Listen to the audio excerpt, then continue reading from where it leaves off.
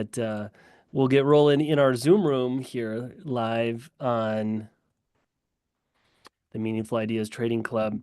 And welcome in today, Joel Pipkorn. We've got other folks dropping in. So, um, guys, what are we on here? March 6th, 2025. Hard to believe we're in 2025. This group started in 2021, and that's just a great measure, that we're here and we're doing this stuff together. And Joel Pipkorn has been a part of the Meaningful Ideas Trading Club really from the outset, started tuning in, and he's been coming on and bringing great value, and he's going to do that again today. So I welcome in Joel. And Joel, I'd really like to, just start with, again, for those folks not familiar with you, tell us who you are, what you're doing, and then I know we want to get into asset management. We want to talk about time, rich dad, poor dad, just really a deep dive. And you've got a nice talk for us today. So tell us, Joel, what's going on your end and who you are and where you're dialing in from today. Yeah, thanks, Kyle. Thanks for having me on. It's always a pleasure to be here.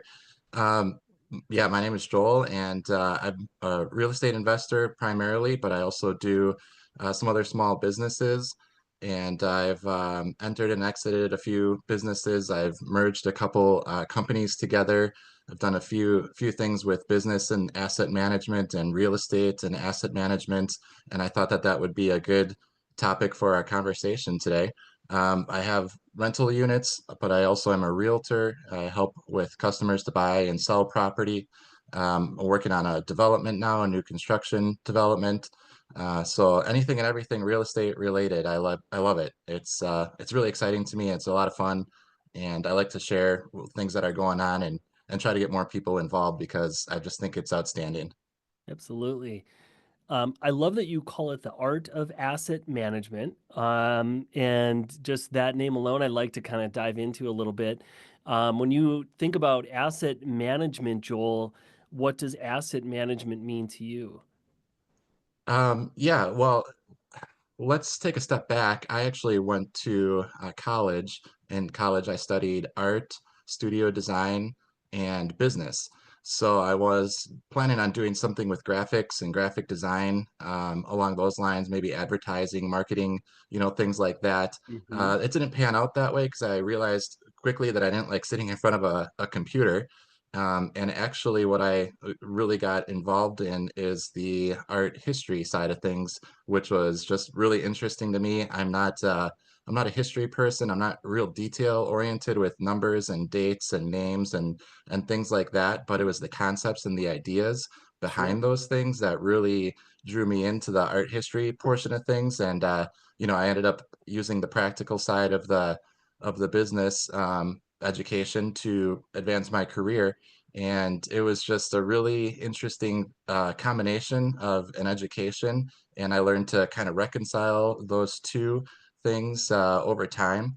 I really enjoy art. I play in a band, so I play music and things like that. I'm a fan of literature and just all sorts of art forms. But also, I run businesses, so that's the practical side of things.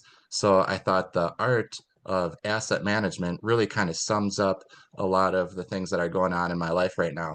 And so to kind of set the framework here, Hmm. um, the definition of art, I think, is just really important to classify that and try to understand exactly what art really is.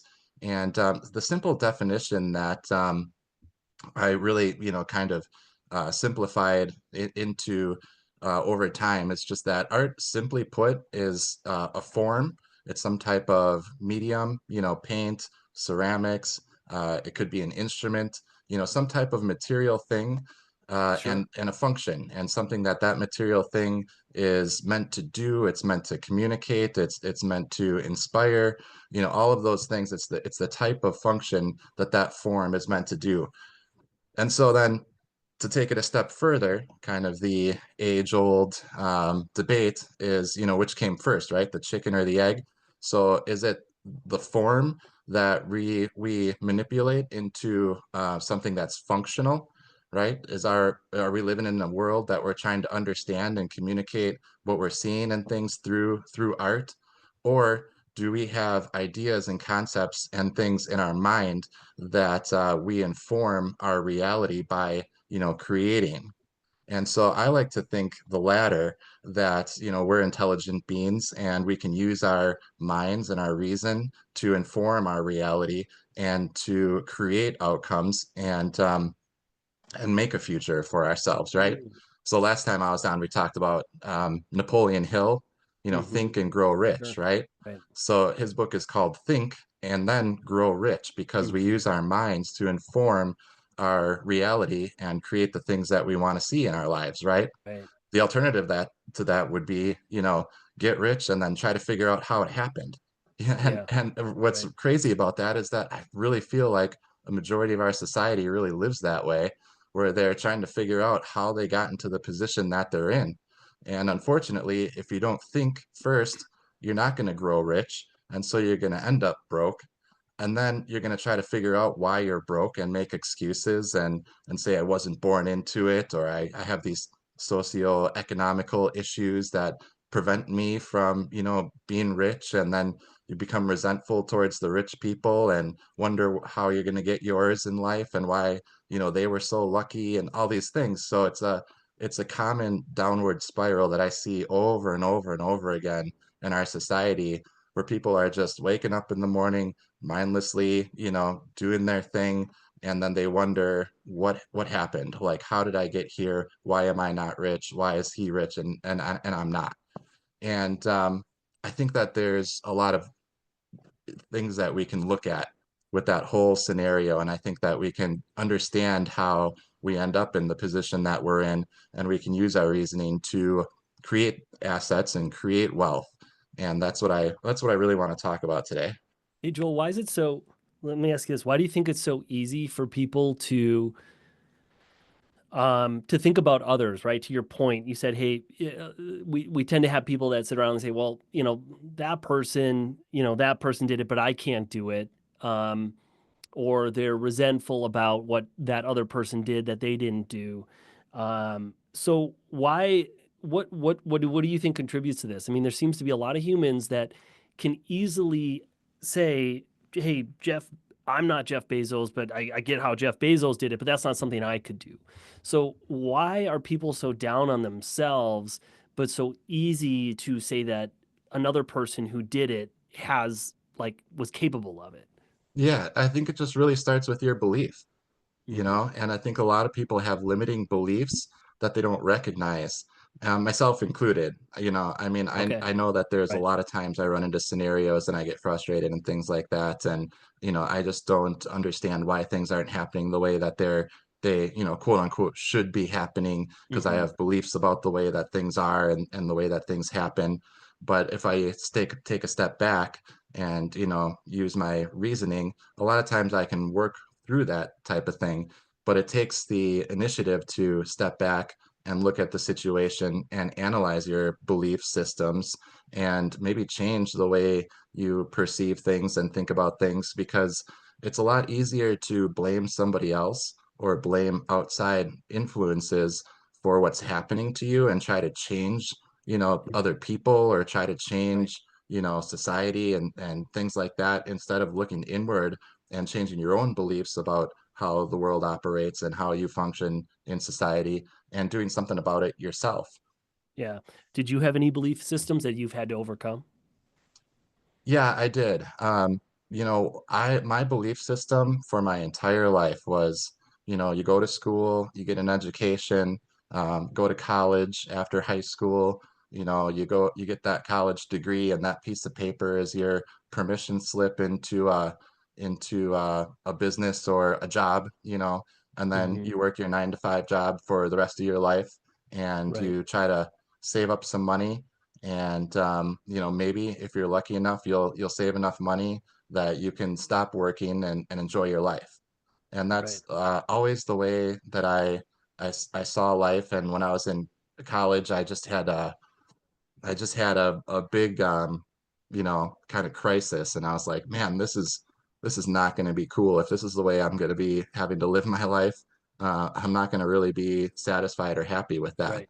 And Right. that's when I, started looking at other options and really changing what I believed is possible, and started looking at entrepreneurial ideas and things to change the way that my mind was functioning at the time.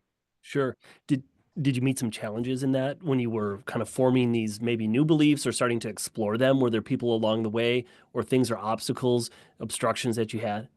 Oh, yeah, of course. I mean, our entire society is built to, instill these ideas into people that you're not going to be successful if you don't have an education, or, you need to have the support of the government or a big Hmm. corporation or Yeah. something like that. And if you're just on your own, that's risky, and that's dangerous. And those types of influences are consistent from the time we enter the education system all the way through college. And even when we get into the corporate world, I feel like uh, a lot of people are kind of sucked into the corporate world. And you Hmm. hear all the time, about people who want to quit their corporate job and live their life and do the things that they love. So I feel like that's kind of a general crisis that we're kind of dealing with, just in general.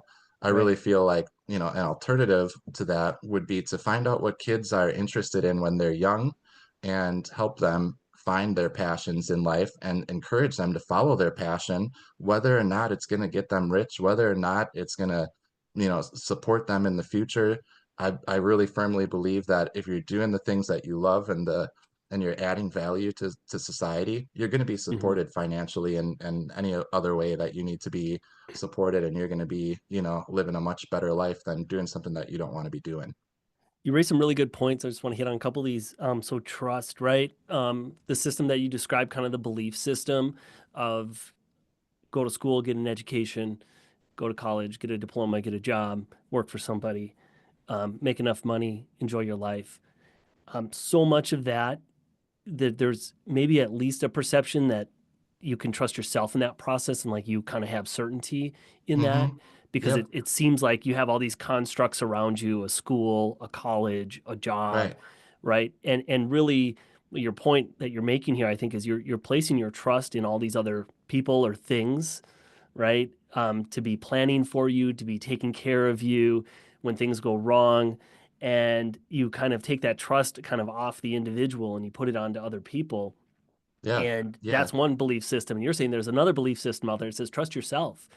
yourself to make a plan, right? Yeah. And get yourself And there it's sooner or later. yeah, yeah, and I think that the reason for that is because that system, that we're talking about, Mhm. is it's very direct. It's immediate. You can exchange your time and get a paycheck, and you see the results immediately. And I think that there's a lot of security in that Right. system that we've set up. And I think the alternative to having great ideas and trying to create and be different is hard for our society, because it's not an immediate gratification type thing. It takes a lot of time when you're adding value to see a monetary gain or a reward for that. So I feel like a lot of people don't trust the process enough, and don't trust themselves enough, have those limiting beliefs. They don't have enough faith in themselves to be able to do it. And today I'm here to say that you should have faith in yourselves, and there's Mhm. also kind of a lot of different tricks and things along the way Mm. about how you manage your assets, the things that you have, and make those things work for you and be productive for you, so that you can free up your time. And it goes back to the form and the function, right? So in this case, our society is set up to have the form of go to work and do be productive in a job, so that you get paid for that. And then the function of that is kind of save your money over time, and eventually you'll be able to live your life. So you're working to eventually Mhm. be able to live. Mhm. The other side of it, would then be, have the function first, do what you love, and then you'll Mm, see the things that you love materialize into a life that supports you. wow. So I have a kind of an example of, Yeah. a Like different to. way that you can look at some of these things. So one of the businesses that I do is wholesale distribution and mostly distribute popcorn and concession supplies. So I just say a popcorn business to make it easy, but it's a great analogy because popcorn means different things for different people, right? So if you go to a movie theater and you buy some popcorn, you're kind of the end consumer and you're buying that popcorn from the theater. Yeah, that's my website there. And so then Rojosonline.com. yeah, We'll put it Rojo's in the online. chat. Yep. Okay. And so so if you're going and you're buying the popcorn from the consumer, then you're the Hmm. end consumer. The theater depends on you to buy that popcorn, and that's a higher value to them because that's how they run their business. So if you go to the theater and you don't have popcorn, you're like, oh, dang, they're out of popcorn today. Oh, well, I guess I'll go watch my movie or get some candy or, do something else besides eat the popcorn. Well, to the theater, if they're out of popcorn for a day, that's going to hurt their business tremendously, Mm, right? sure. So then the step up from that would be the supplier, right? The popcorn supplier, and all he supplies is popcorn. So he doesn't sell candy or soda or whatever. And if he, doesn't get the popcorn to the theater in time and the theater is not selling the popcorn, well, that's his livelihood, right? So that becomes extraordinarily valuable to that person. So then you kind of got to look at where is the value in this asset of the popcorn, right? Popcorn could be an asset if you use it in a way that creates value. To the consumer, it's just an expense. It's not an asset. It's just something that they're consuming, and it has real no intrinsic value other than after their consumption. But somebody who is selling the popcorn, like the theater, or even more so the supplier, that becomes a bigger asset to them, and they're using that asset to support themselves and create a livelihood essentially. So that's tremendously valuable to them. Um, and just kind of a side note too, a little off topic, but what's really interesting about this scenario is that we are so willing to spend so much of our money, right? Like our assets, Hmm. we're willing Right. to give up so much of our assets for these little conveniences in our Right. lives, like the popcorn, for example, at the movie theater. You get a bucket of popcorn, it's pretty pricey these days, right? Hmm. I don't know, Right. it's been a while since I've been to a movie theater, but I know it's expensive.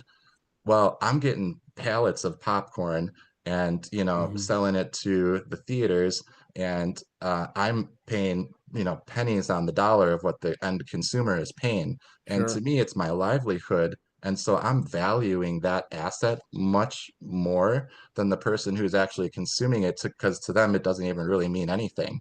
And so they're using their hard-earned assets in a consumption type of way.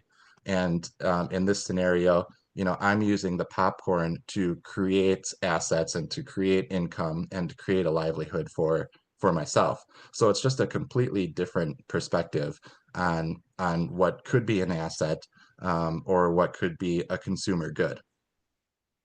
Yeah, definitely, right. Different value for each person and how it's used, right? Like you said, the expense is just money out of the pocket and for enjoyment.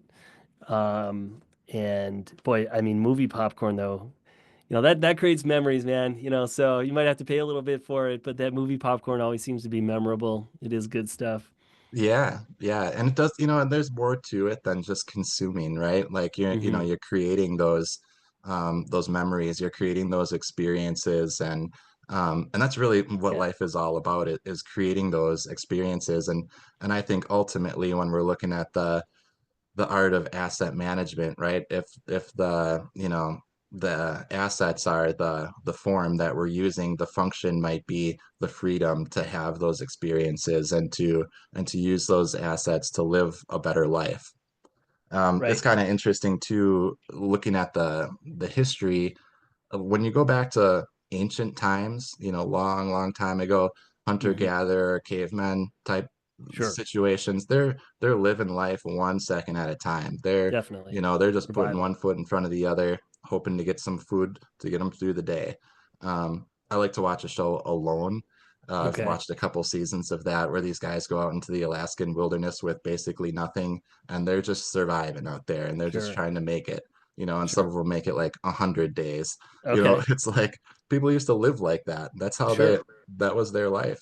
And eventually, people started, getting smart and thinking about their energy and how they're spending it, Hmm. and kind of improved, I guess, to the farmer, type scenario where you're planting seeds and you're planning ahead and you're storing food and you're thinking about your future, and you're not Right. just instant in it for one instant at a time. You're looking for ways to better your life.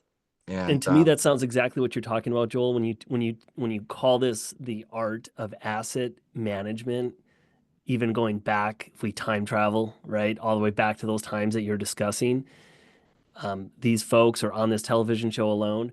They're using their mind, right? They're thinking, as you're saying, think and then creatively come up with solutions, how to survive, how to improve, right? And it's that kind of that art form, right? It's that creativity side of things. Like you're looking for an outcome. Now, how do we creatively get there? And that's been going yes, on for so many years, and maybe originally started as survival. Maybe a lot of our activities are still based on that. And a lot of that is kind of the construct of the world that we live in, right? Like people are freaked out. Like they think, hey, I go through college, I come out, what do I do now? And this is how they kind of end up in these careers because it's like, I need a job. I need to produce, I need to do something. It's almost out of fear that people end up taking this path that seems to be so carved out for them. I think things are getting harder for people because, boy, we can see it with our own children, right? Like the level of care that kids are getting now, um, starting from elementary school, middle school, high school into college, the support just to get to college is entirely different than our experience. And I'm sure that our parents, and it's almost like they're being held by the hand all the way through the process. And then they find themselves in these employment situations. And this, I think, is where it's getting difficult because we have employers who maybe didn't have that same level of personal care kind of guidance all the way through. And there's kind of an expectation of, well, you just have to kind of figure it out, right? And people are like, well, wait a second, I thought you're my guide on this and you're going to tell me what to do. right. It'll be interesting to see how that develops over time. And maybe there's a pushback to these times of more independence rather than this interdependency, maybe just for that reason alone, that Yeah, some confusion I there and expectations that are different. I don't know. it's different expectations. It really is. I grew up more in a farm community when I was really young, Mm-hmm. and they, the community really did things um, old school. There wasn't a lot of, bankers or merchants or, Right. business people in the community that I grew up in. So that probably had a lot to do with some of the limiting beliefs that I was raised with. But essentially what you're doing in the farm community is, you're growing your crops, and then you're exchanging your harvest for a currency. And Mm-hmm. then by storing your harvest in the form of a currency, it then allows you down the road to use that currency to buy things that you didn't work for, that somebody else put in the money, Mm-hmm. the effort to Mm-hmm. work for. Sure. And so it's kind of like a way to store your time, because you're working, you don't have the time to Sure. build all the stuff you need, and especially now after the industrial age, and now we're in this technological age, things are happening so much quicker, Right. automation, things Right. like that, things are happening so quickly that we get a lot more bang for our buck, so to speak, because we can do so much more now using the technology and things that we have, and we can buy so much more time now. And it's just fascinating Wow. to kind of Yeah. see the way that the farm community used to, everybody had a farm because everybody had to work to grow their food. Now you don't see really many farms around anymore because people are working different types of jobs and becoming so much more independent that with a lot less hard work and a lot less effort, people are able to provide for themselves and even beyond that, they're able to have these luxuries and these experiences that they were never able to have before. I was thinking about that because I got back from Jamaica last week, and when I was down in Jamaica, I just thought to myself, I got down here in a day. Right. 100 years Right. ago, before these airplanes were around, there was no way that the average person was able to experience this. I mean, it would be a life trip to get down to a different country, Right. and now we're doing it in a day. And it's just so phenomenal to see how independent we've become individually, but also kind of as a society too, where we're able to work together to create these luxuries and these experiences that were never able to have before. Hmm. I, you've got a slide deck that we want to get to, and I want to do that in a moment here. But you just made a really good point about that we can buy so much time, right? And then the next question is kind of like, well, what do we do then when we have that time? And it made me think of Mr. Beast, the YouTube creator, um, biggest YouTube personality, I believe, right? Yeah, It's kind of changed the whole thing. And sure did. I listened to he was interviewed by somebody, and so he started as this YouTube creator, right? And creating YouTube videos and has done all sorts of things. Now, somebody could look at him and we get to this point in society where then we start saying to people, oh, you're making millions or a billionaire, and you kind of people get, I don't know, down on them in a way. And what I like about Mr. Beast and other people, maybe like Bill Gates, I would say this about Elon Musk. They get to a point where they have bought so much time with their creations, their solutions, that they then have this free time to think about bigger problems and bigger solutions to those problems. Right. And and I hear a lot of this talk in society, billionaires, millionaires, all this stuff. There are some people out there that are trying to solve some really big things. And so let me tell you about Mr. Beast. What I learned, he's into these feastables, right? Where he's making these chocolate candies, and now that's very profitable for him. And somebody might say, well, that's just another venture for you to make money.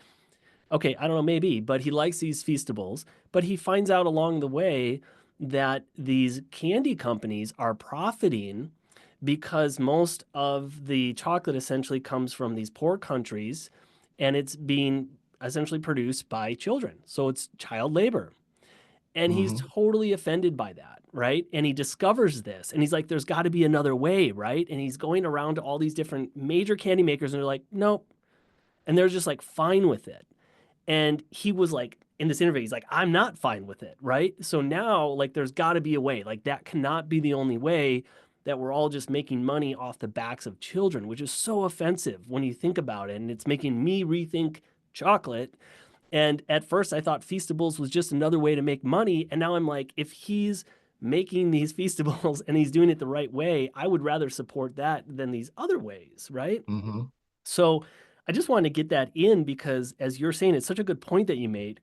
We can buy so much time these days with our ideas and creative solutions, then you can solve these bigger problems. And that's just, to me, it jumped out. So I had to share that. Yeah, and it's kind of goes again, it goes back to the form. If we're making this money and we're able to have this time, right? Then what is our function? What are we doing at that point? Hmm. And ultimately, it seems like the solution is when you have time, use your time to add more value to the world Hmm. and to solve those bigger Right. problems, because Right. when you start solving bigger problems, you're just going to get more and more abundance coming towards you that's going to allow you to do bigger and Right. better things. Right. And it's a cyclical thing, and it Right. and it goes both ways too. Right. If you're not And there's a using your hybrid time too. This is wisely and you're in it for yourself, you're right. not going to get very far in life. Yeah, and it's a hybrid. We're not just tossing out education and all that stuff like entirely, right? That's not what we're saying here. But it's good things to challenge that system and think about that. I think about Sean Sinclair's here, and I think about Sean, you're a lawyer. You probably followed the system, went to school, went to college, got a diploma, went to law school, so on and so got a job. But that leveled you up. And each time you leveled up, now you're going overseas and you're helping people on greater missions. And you may not have been able to do that if you didn't do some of these foundational steps. All right, Joel, let's get into your slide deck here. Is Patrice going to show that for us? Are you ready to get into it? I should Yeah, ask. let's do it. All Yeah, right, let's let's do do it. it. Let So us know we've when been that's ready, talking a lot Patrice. about assets and, Yeah. asset management. Well, okay, let's get into the fundamentals of what that really means, right? Let's talk about the form of this. So we work hard, to earn our money, and once we earn our money, we got to pay taxes, we got to pay Mm, for housing, we got to pay, for living expenses, our car, things like that. And a lot of people feel like those are their assets that they have, but in reality, those are more of the operational expenses, right? They're hmm. operations. And once you pay for your house and your car and your living expenses, maybe there's a little money left over to save, and then that becomes your assets, and those assets are then supposed to be what you retire with and what you live off of, at some point down the road. All right, go to the next slide. So what I'm realizing in my life that a better way to do it is to start with the assets. Start on the other end of the system. Acquire assets that are going to be beneficial for you and society, and making money and growing. And then the key here, which is maybe a little controversial, is to loan against those assets. Mm, And hmm. when you loan against your assets, you don't have to pay taxes on that. You have money to pay for your living expenses, your home, your car, things like that. And then you're going to have money left over, at the end when it's all said and done.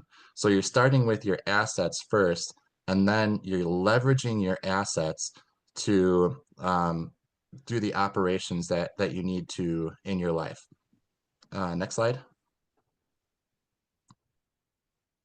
Then to take it a step further, or to use an example here, start with the loan. You don't even need to have an asset.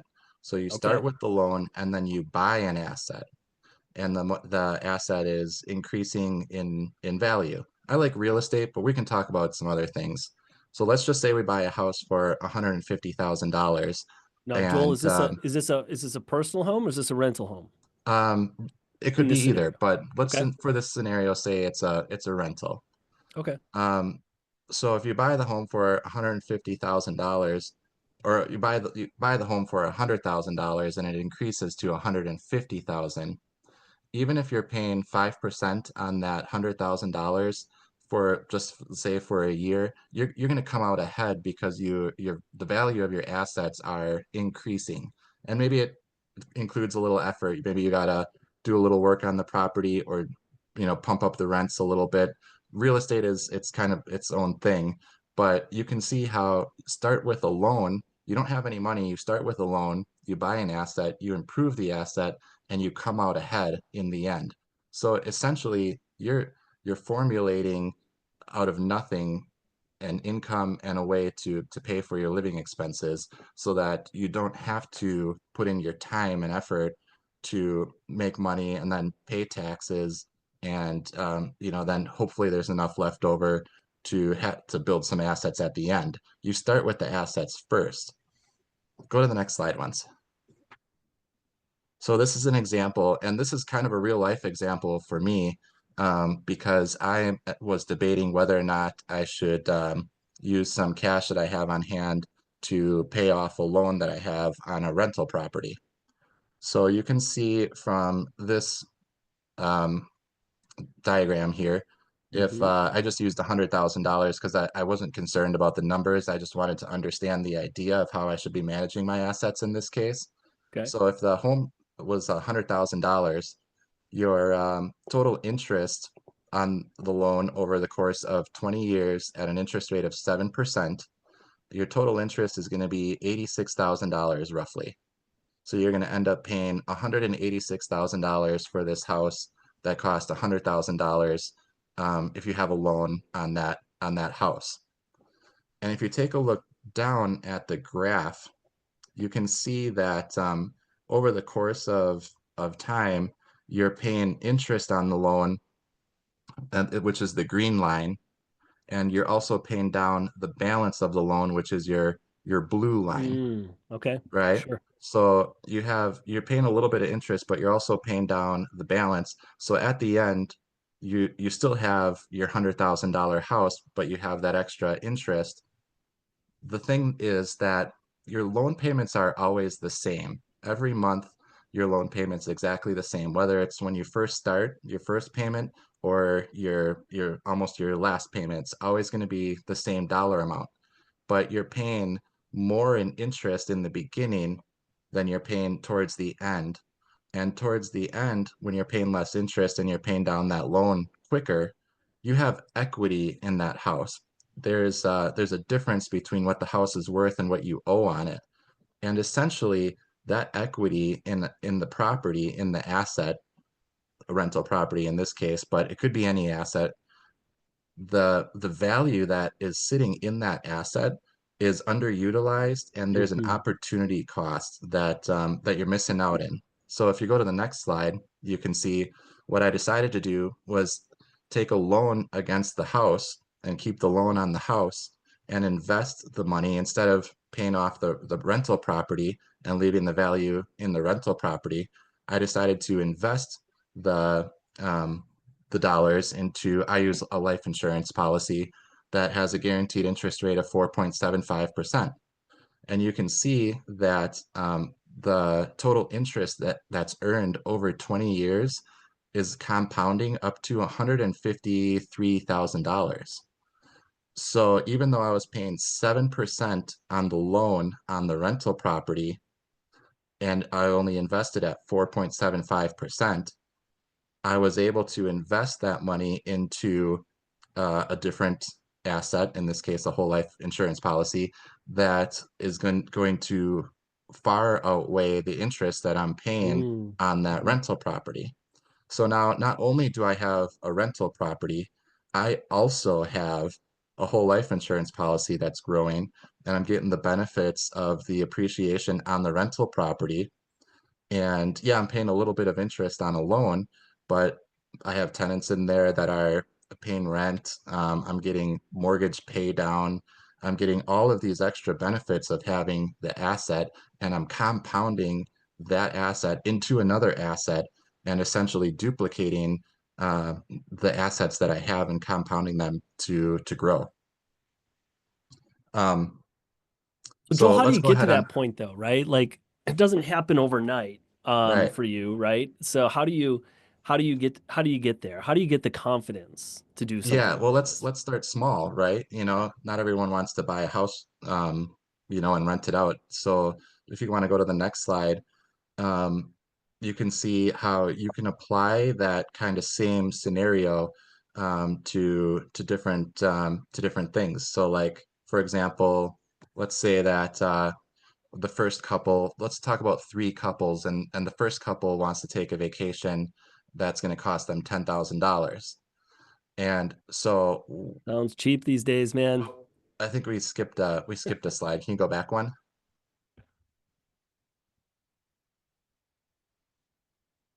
It's gonna start out the same, so I think we should be good.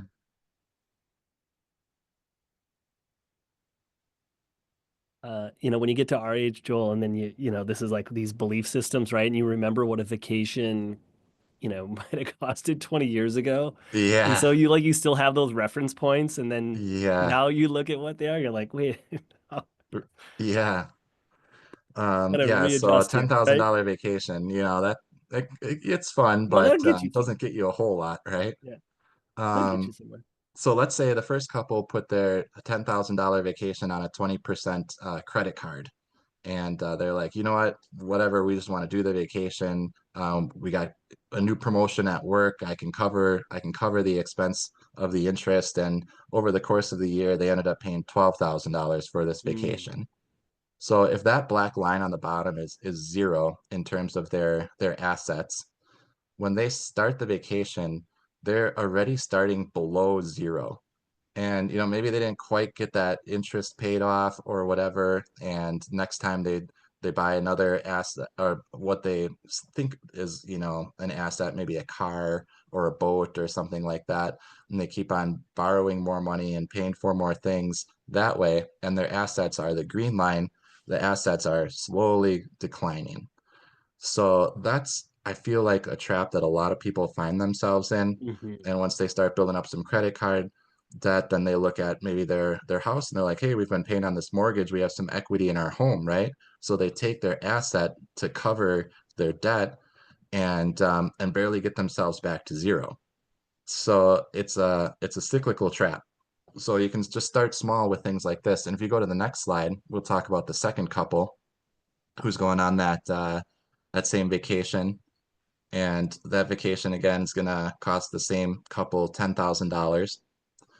And what they're gonna do is they're gonna save up their money and then go on the vacation and spend their money. And then they're gonna save up again before they go on vacation and spend their money. Okay, so that's great, but still at the end, they're ending up at zero. Good thing they're not negative, but they're still not ending up with much in the end. Now, if we go to the next slide, this is the couple that is smart with their assets and is being artful in their asset use, right? So they're going to take their money, the $10,000, and they're going to buy an income producing asset, or they're going to put it into an income producing asset that's growing and making money. So they're not going on vacation with the money. Not, well, they Not yet. are going to go on vacation with the money, because what they're going to Gotcha. do is they're going to take a loan. They're going to keep the asset, and they're going to take a loan Mm. at, say, 5% or whatever, just for an example here. And their vacation is going to cost a little bit more, right? And this is where people shy away, because like the credit card people didn't do real well when they borrowed money. But with this couple, they still have that income producing asset that's going to keep growing. So when they loan against the asset, let's say the asset grows at 7%. When they loan against the asset, first of all, they're going to get a better interest rate. It's not going to be 20% credit card, but that asset's going to continue growing. And so their vacation is actually costing them less.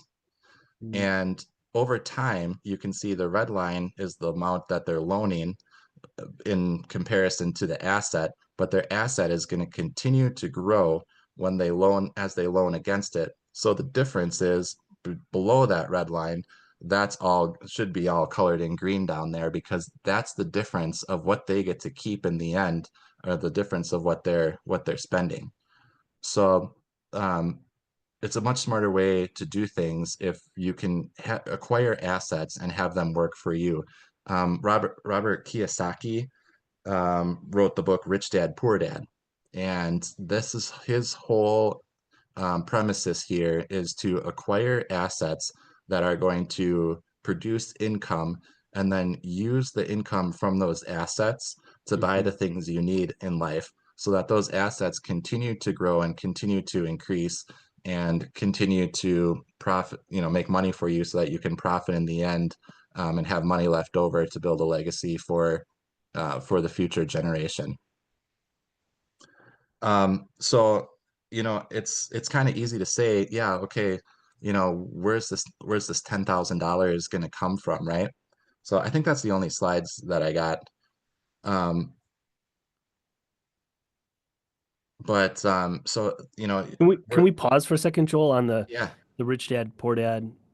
Um, the other thing that he talks about in there too, right? Even before you get to buying the things that you want to enjoy, right? Like a vacation or a car or maybe a personal residence, he also talks about basically buying an asset and then the money from that asset buying another asset and just keep repeating that over and over and over. And now yeah, suddenly you have all these assets that are cash flowing or creating equity for you. And that really resonated with me. And then I was that idea, right? Like use an asset, buy another, and then keep going. And that really I always think about that. And that's how people just keep kind of leveling up too, right? And Right. reminder on assets, right? We had on Meaningful Ideas, Eunice Benswain. This was like he was on in like I think 2021. We haven't been able to get him back. He's from Morocco. And but he talked to us about the four assets are time, health, energy, and money, and deploying those assets, right? And I remembered what he said, and then I have another friend, Justin, and Justin told me that he likes to get paid for showing up. Like if he's going to go somewhere, like the concept in his mind is like, am I being rewarded for this somehow? Like, and so in his business, his model was like, I will come to you or your business, but you're essentially paying me to show up. I'm not paying you to show up. Similar to the band that you're in. You go and you play, and the exchange for your time and enjoying what you're doing, right? You get paid for that. Plus, you get to play music. But, and I don't, I've told probably some of you this, maybe not. I mean, there was a time I just wanted to kind of experiment with this and have a little bit extra cash that I then wanted to use my time asset, get paid for showing up, and then take the money and then purchase another asset and then see what happened, right? So I started giving plasma in 2019. Okay. In like sometimes I go in a suit and tie. Like I was going at 5 in the morning when they opened up and I was giving plasma. And I did this, after reading Rich Dad Poor Dad, after talking to my friend Justin. I thought, okay, I can go there. It's not a huge sum of money, but what else am I doing other than sleeping between like 5 and 6, like in that hour, right? And so I started going and giving plasma and I was getting paid for my time. And what else was I doing there? I was reading, I was meditating, I was thinking, right? And then I walked out with the money, and then I took that money and then I went and I purchased stocks, right? And so I never pocketed the money. I just purchased then a share of Starbucks or something else that I felt could then make money for me while I'm sleeping. Hmm. Um, and I still try to, those are like the fun days, man. When I come back to that and I'm like, that was crazy and fun at the same time. Giving plasma definitely can wear you out. And I said, I will only do it until I have a better use of my time or investment, which eventually happened. But it comes back to what you're talking about is the thinking and growing rich. You have to think and plan, right? Yeah. Um, yeah. So I don't know if I shared that with you guys before. There it is. It's out I there. don't think I heard that before. That's awesome though. Yeah. Compounding your time and Right. your time is your greatest asset, right? So use Right. it for all you got. I Right. did not know that either, and I'd like to ask you a question here, Kyle. Be Yeah. honest, you and that meditation you're doing and reading, and how much of Right. that was really just taking a nap, man? Come on. Well, it's not taking a nap. It's not, no, Weren't you because, though? I mean, how you like, here, I'll make well, good use of my time. hey, I mean, no doubt I was the weirdest person, I probably the weirdest person in there because they don't let you sleep. You have to keep your eyes open because they have to know that, hey, this person is alive. So I'm like meditating with my eyes open, like focusing on like one thing on the wall to like get into this trance state where then I could just like let my mind go free.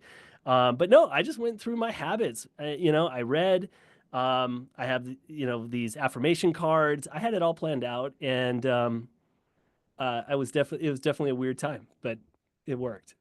Yeah, good plan, to think of that and come up with ways that you can utilize your time better. I mean, Absolutely. that's really the essence of it. Right. Right. Um, Yeah. yeah, Let's get so back to it. yeah, continuing on. So, it's easy to say, okay, yeah, like, buy a bunch of assets. Well, it's hard to do. And it's not something that comes obvious or easy to really anybody unless you have the education and you learn about it, right? So Hmm. I think it really starts with the understanding of what an asset really is, and what an asset can do for you versus what you're doing to get the asset, right? So we kind of talked about the popcorn analogy. To the consumer, it's not an asset; that's a consumable.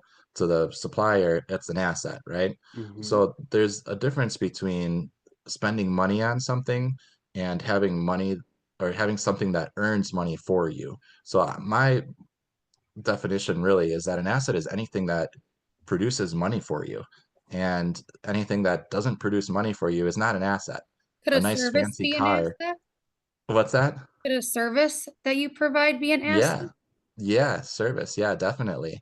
Okay. Like you could provide a service for somebody, or you could even have employees that are providing a Mhm. service for Mhm. somebody, and your job is managing the employees. And so then you have an asset there in yourself and in your employees and in your business. And you can loan against a business too. If you have an income producing business, banks will give you a loan for that you can buy other assets and grow from that.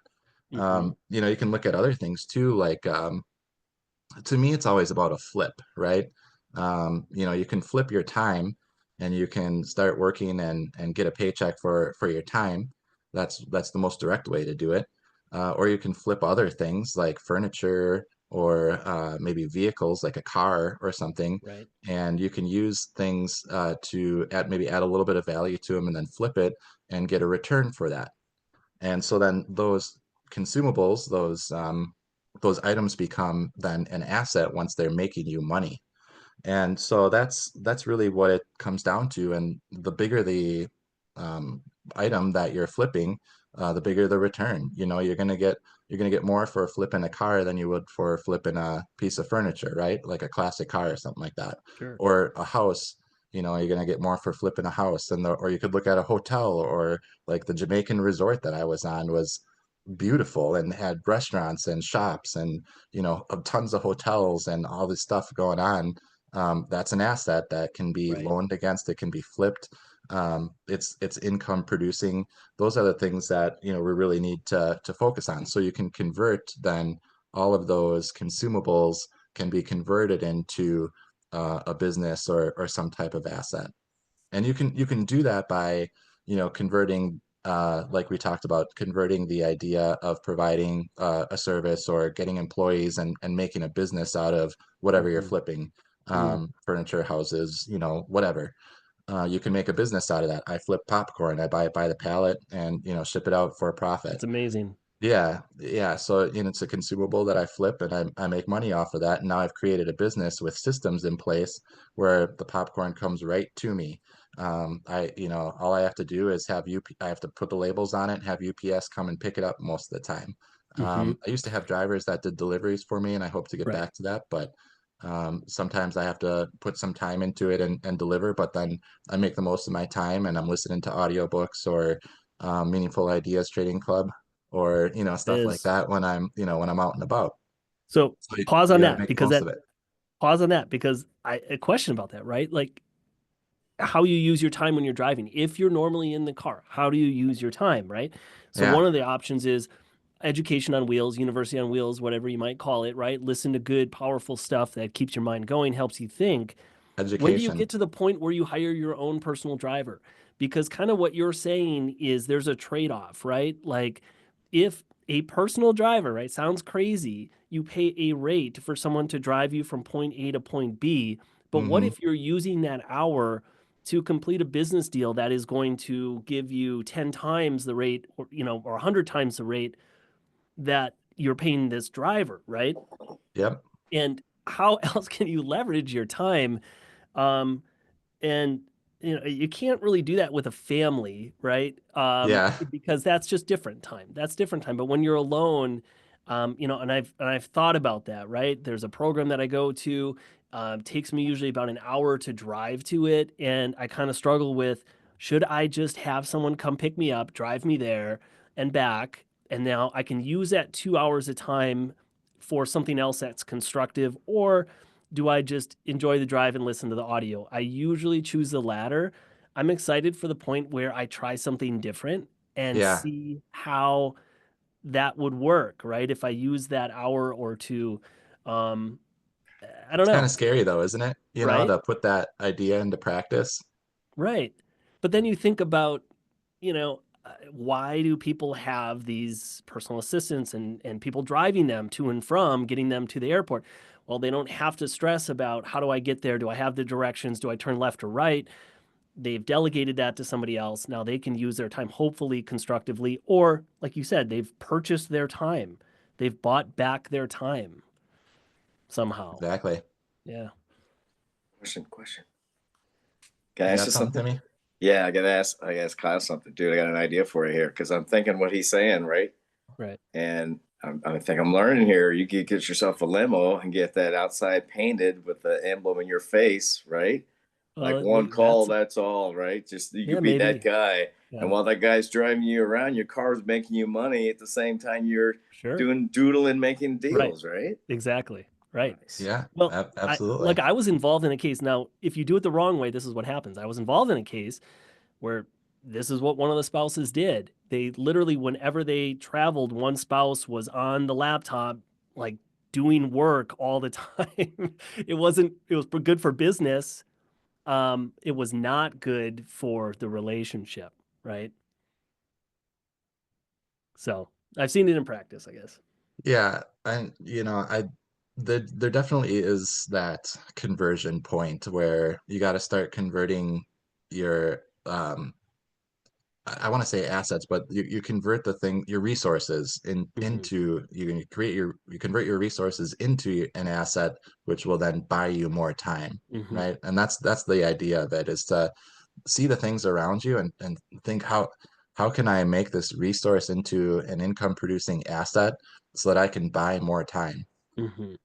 In Rich Dad Poor Dad, he tells a story about when he was young that he got some comic books and he ended up, instead of selling the comic books, he turned them into a library and then charged people to come and look at the comic books I so that he love could it. keep his comic books and run a library.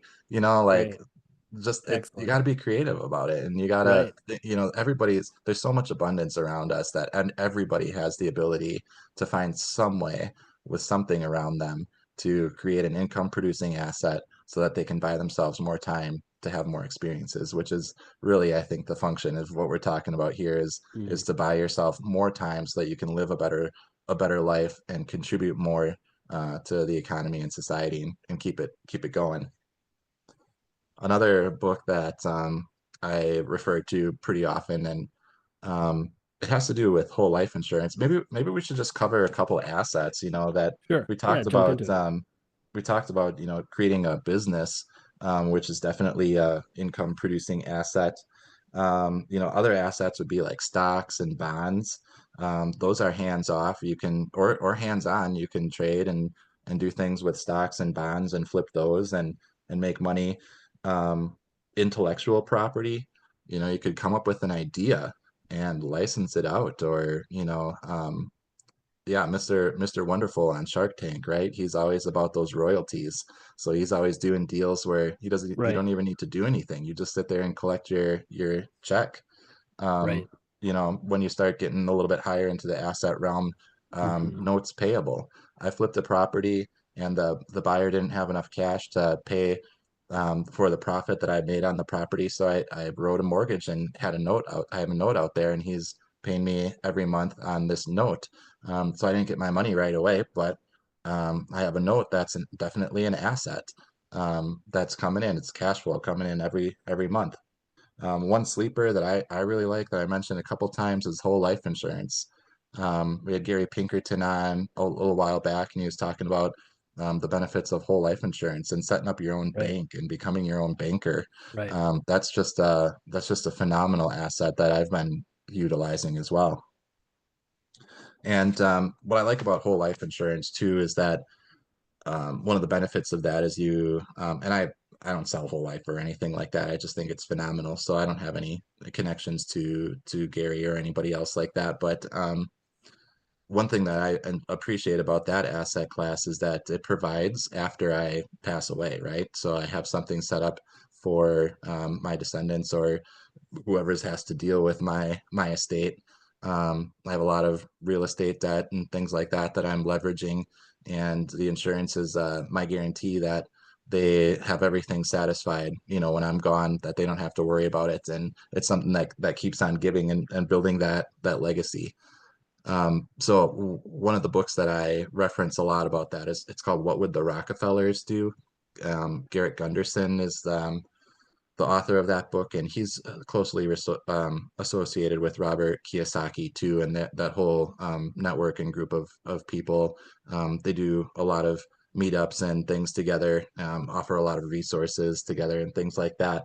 But he talks about building a legacy and Mm-hmm. looking at things from a point of abundance instead Mm-hmm. of a point of scarcity, right? And a lot of Mm-hmm. people, like we talked about, they just feel like the world is so limiting. We have all these limiting beliefs.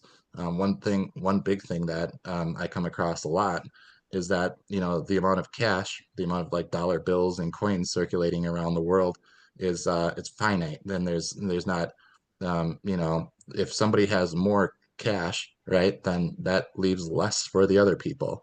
So, that's kind of where that resentment comes in, where like if someone's rich, that leaves less for me. So I can't have money if that person has money, and it becomes this kind of battle or competition. But if you think about it from a term of abundance, like we talked about, you don't Right. need money to make money. You can loan and leverage assets, and it's really just a way to measure the value of a transaction. And the dollar bills and the cash and coins that are floating around really have nothing to do with it, because it's all on paper, and it's all computers and numbers and things. And really where the abundance comes from is the reward for adding value. So Right. I feel like when we're thinking about these things and we're thinking about what we want to do with our lives and our future, that we have to realize Mm-hmm. that the abundance and the ability that we have it's completely infinite. And Mm-hmm. time is money, right? So if you think about it that way, if we can have an infinite amount of abundance and get, I mean, close to an infinite amount of money. I mean, it's ridiculous. Hundreds of Sure. billions of dollars. I mean, just waiting for the first trillionaire, to pop up on the radar. And it's like, you can do anything with your life. Like you have Right. practically infinite time. Joel, you're getting me so excited here. It's just kind of like reinvigorating, like bringing all this energy back, right? It just reminds me of it's the commitment first, like knowing what you want, and then your brain goes to work to try to figure it out. And these are the things Yeah. that you're talking about, right? So again, going back to that 2019 time for me, there was a very specific amount of money that I wanted to generate out of nowhere, essentially, in a 6 month time period. And the first thing that I did was I figured out what the amount was that at the time I felt like I needed it. Okay. I need this amount of money. And then number two, I started just taking a piece of paper, just like I'm doing now, and I just started writing out all the ways that potentially I can make that money. Right. And it included labor, it included investments, and you just a free thought, right? And then you kind of go through that list and you just kind of creatively start coming up with these things. One of them was giving plasma to chip away at that, and then taking the money from that and reinvesting it, right? Was one of them. And you start to look at what do I have around me, resources, what things could I sell right away that I could turn into something else. And it just your mind, this is the think and grow rich part of it. So it just reminds me to go back, figure out that outcome that you want, and then really plug into the ways to get there. Um, HSA, that's one that some of these are kind of a longer term, right? Like you have to think down the road. Like an HSA, I just always think we should drop it in here every once in a while on MITC. Such a great investment tool, um, because you can put that money in, you get the tax deduction every year when you put the money in, and number two, it grows tax free as long as you don't take it out and you don't use it on the medical expenses. And then when you're eligible to take it out, you get it tax free. So it has a triple tax effect. That's a great strategy if you have the ability to do an HSA. Look into that.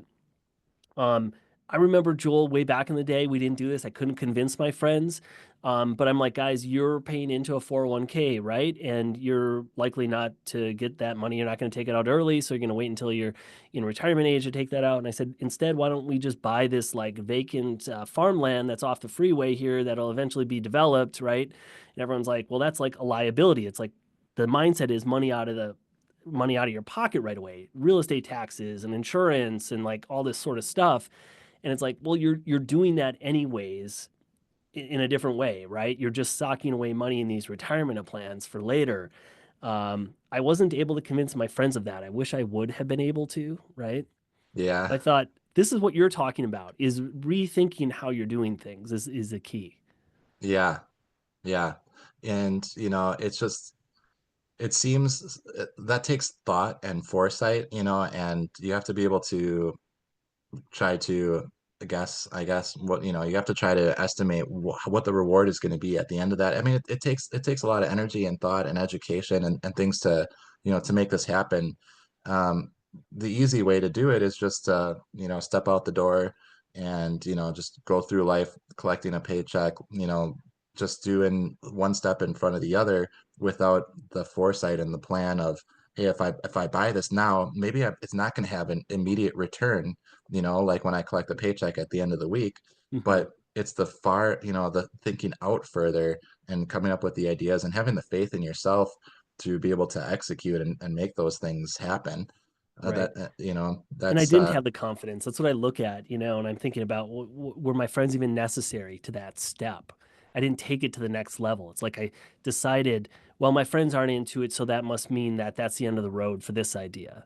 hmm Got to go deeper than that, don't you? If I were to, yeah, yeah. And sometimes it's not about convincing people either. Sometimes it's about, if the person's not interested, finding a different person then, and yeah, moving on. Um, it's hard to give up on ideas, so I like to kind of keep a Rolodex of ideas in the back of my mind that I'm always thinking about. And then when someone right, else talks about that idea, then it's like, oh, that's the person, that I need to help me out and connect on this right, idea. right. And Char- a lot of yeah, times it seems like there's a dead end and there's no way to get around it, but you just haven't found the right resources or the right people yet, and it'll come. right. Charlie, you're right. 401k is good to get the company match and invest in over time for that tax burden. I agree with you. I just like to do it all. I like to, I like to have it in all of it. I'm with you. All right, Joel, back to the program. What do you got? I think we've talked a little bit about debt and the power of debt and making things happen. And we're kind of getting towards the end of our time here, but there's a story that I always like to refer people to when they talk about, the risk of taking out loans, because they're thinking about loans being that liability, right? Like Hmm. that credit card debt that they're using for their consumer goods, and they're not thinking about leveraging debt to build and create assets and wealth. So there's a story that I have here. It's about the indebted little town, and it's about a small town where everybody was in debt, and everybody owed each other money. The hotel owner owed the butcher, the butcher owed the farmer owed the supplier, and so on. But no one had cash, right? So the debts remained unpaid. And one day, a traveling merchant arrived to do business in the town, and he needed a place to stay, but he had no money up front. So the hotel owner let him stay on credit because the hotel owner needed money and he had this asset, and he needed his asset to produce one way or another. And business grows on trust, right? So he let this guy stay, and if the guy didn't pay him, well, he's not going to be behind. So he had Mm, faith in other people, and he understood that kind of a bird in hand is better than two in the bush. So he decided to let this guy stay and hope that he gets paid. So meanwhile, the next day, in the morning, a wealthy traveler stopped into town, and he placed $100 bill on the counter as a deposit so that he could go and inspect the hotel rooms. And seeing the cash in hand, the hotel owner used it to pay his debt to the butcher, who then paid the farmer, who then paid the supplier, who then paid the merchant for the past goods. And so the merchant, now with the money in hand, ended up paying the hotel owner for his stay. And just as that cycle completed, the wealthy traveler came down and said, "No, these rooms aren't good enough for me. I want my $100 back." And the hotel owner had the $100 and gave it back. And the traveler went on his way with his money, and all the debts in the whole town were cleared. So I just think that's a simple illustration and a little fanciful, but gives just the illustration of how you can use debt to your advantage and to create wealth kind of out of nothing, really. hmm. Yeah, it does seem so scary, right? It's like, don't take on debt, pay it back right away. Cash is king. It just is, there's a lot there. Kiyosaki, Rich Dad Poor Dad, talks about good debt versus bad debt. Right. There's a distinction, right? Yep. Yeah, and there's definitely a distinction there. You gotta do the education, and you gotta know what you're doing. I'm not encouraging anybody to go out and just start racking up a bunch of debt. But if you do it the right way, it can be a really great tool. I agree. Robert Kiyosaki talks about financial literacy is step number one. Read the books, listen to the audios, um, just get to know the language, right? Like get that down pat so you're comfortable having the conversation, some familiarity with it. You may not have to be an expert in all of it, but just just being around it, learning more about it is really a great place to start with with stuff like this. Yeah, yeah, Charlie, I just saw your comment about understanding cash flow. That's huge too, because if you start bringing on too much debt and you can't cover your payments, that's going to be trouble. So you have to understand how cash works and how it flows so that you can keep up and service those debts, so you don't get yourself into a jam. Good point. So Joel, where are things going for you? Um, I want to do a share screen. I'm going to show where people can contact you. Um, we're in almost the end now of quarter one of 2025. I know you mentioned that you've got a real estate development project that's going on. I'd love to hear about that a little bit if you could tell us. Yeah, yeah. So I'm working on building some townhomes in Sheboygan. Um, really excited about that development. If you go to the buy tab there, I work as a realtor for the Kramer Real Estate Group. I think that there's a listing there for scroll down to the condos, um, or maybe single families. Um, Shoot, I'm not seeing it on there. I know they're there somewhere. Okay. So yeah, so there's that going on, which is super exciting. And if you know anybody who's interested in a condo, we're in the pre-sale portion of things right now. So in order to get the financing on the condos, we need to do two pre-sales. There's 20 units total, so I'm really excited to get that going. I know once they're built, that they're just going to be a hot commodity and flying off the shelves. So that's kind of one of those things where you just got to have faith and confidence, in your ideas, and keep it moving forward. Yeah, another thing that's exciting for me is the band that I play in, Detour. We have a lot of fun, and we're looking to book some more weddings. So we find out that weddings is definitely our niche, and love doing weddings. So if you know anybody who's getting married, we're kind of booking out into winter of 25 now, but send check out Detour, send them my way. Love to get some more weddings on the books for our band. That's so much fun. Yeah, for sure. I like a lot of what you have going on here. I'd like to see if I could find your development for you, and I'm just not coming across it right now. We'll have to get that out there in our recap. If you want to send us the link, we'll send that over to Patrice. She'll Yeah. make sure to send that in the email that we've been sending out to you folks.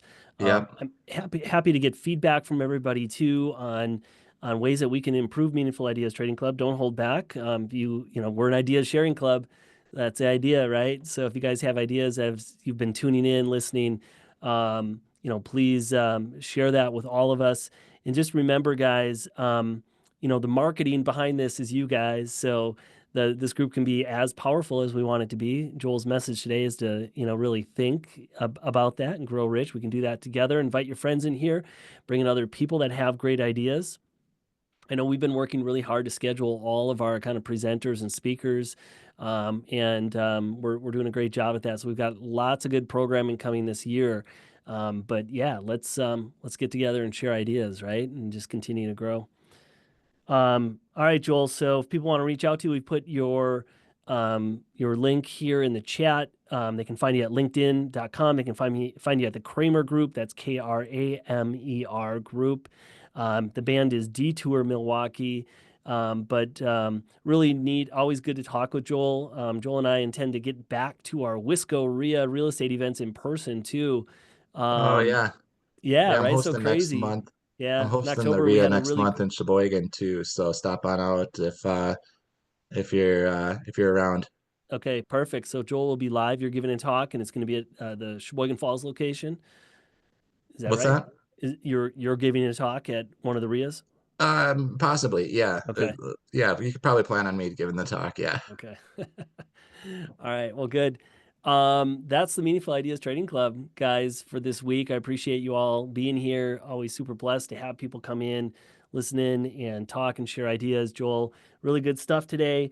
Like I said, I feel energized. I'm like want to go carve out some time now to write out the number that I want to get to and how I'm going to get there, and then creatively work my way back. And guys, it does work, and it's crazy when you reach these goals, right, Joel? It's almost like weird, like, whoa, I'm here faster than I thought, right? Yeah, it happens. It happens. Yeah, It just all of a sudden, it's awesome. right, right. Thanks All so right. much for having me, Kyle. Yeah, for It was sure. great.